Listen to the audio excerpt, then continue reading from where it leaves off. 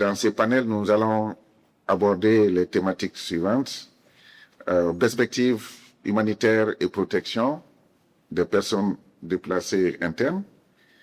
Les perspectives par rapport au système de santé et les affaires sociales maliennes. Les perspectives dans le cadre de la coordination de la santé et les perspectives en matière de recherche et lacunes scientifiques. J'invite les panélistes à se joindre à moi. 3685 personnes déplacées qui vivent sur le site et Bamako et environ.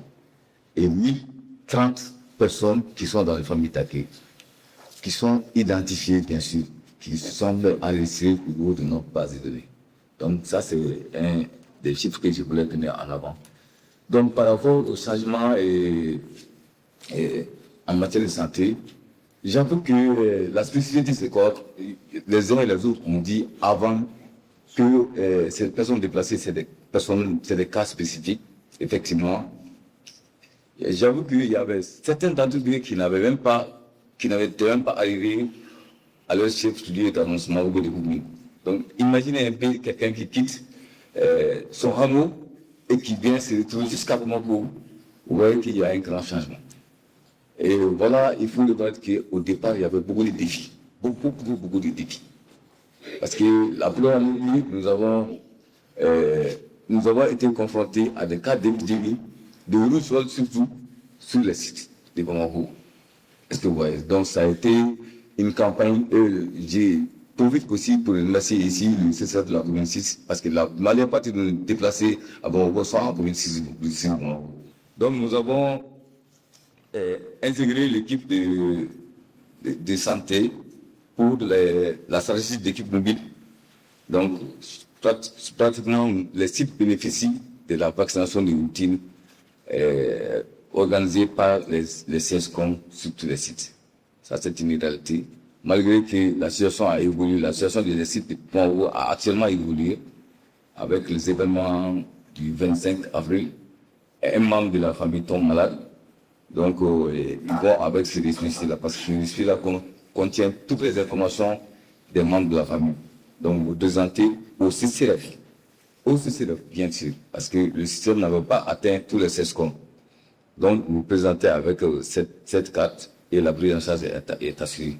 On joue un rôle surtout d'équilibre et d'orientation vers dans les services où il y a plus de besoins, c'est-à-dire des zones où il y a plus de besoins, mais également pour qu'il n'y ait pas, pour éviter cette duplication des interventions. Avec la diminution de ressources, je pense qu'on n'a pas le choix, c'est de proposer des coordinations plus efficaces pour pouvoir atteindre nos objectifs par rapport à notre réponse qu'on donne. Et dans cette structuration-là, et aussi qui fait que notre situation est dans la crise prolongée. Et si la crise rentre dans la situation de l'oubli, il n'y a pas assez de mobilisation par rapport autour des activités sanitaires. Donc les activités sont moins financées.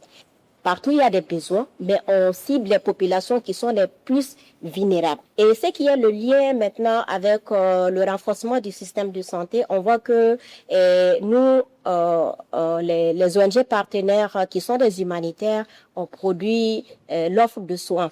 L'accès aux soins aux populations qui sont défavorisées, les populations vulnérables, à travers les cliniques mobiles. C'est-à-dire les cliniques mobiles maintenant qui partent, qui va pallier le problème d'accès avec la gratuité, parce que ce sont des services qu'on donne gratuitement.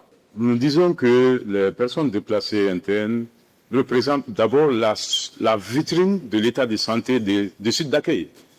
Vous avez beau maîtriser votre système de santé si vous êtes dans un site d'accueil, mais si vous ne maîtrisez pas la situation de l'état de santé des personnes déplacées internes, vous n'allez pas loin. Notre collègue vient de parler de l'épidémie de rougeole. Évidemment, ça nous fait penser à voir quel est l'état de vaccination des enfants de moins de 5 ans dans ces sites. D'abord, si vous voulez mener de la recherche, on se base d'abord sur des données disponibles, des données existantes. Mais généralement, dans les zones de conflit, ces données ne sont pas disponibles. les données sont généralement très rares et disponibles. Même s'il y en a des dossiers disponibles, ce sont des données difficilement exploitables ou des données extrêmement incomplètes. C'est aussi un aspect qui peut rendre difficile la mise en œuvre de la recherche dans les zones de conflit. Merci. Bon courage et bonne continuation. La Belgique est avec vous. Nous sommes ensemble et voilà. Ensemble, nous parviendrons à surmonter les difficultés qui affluent.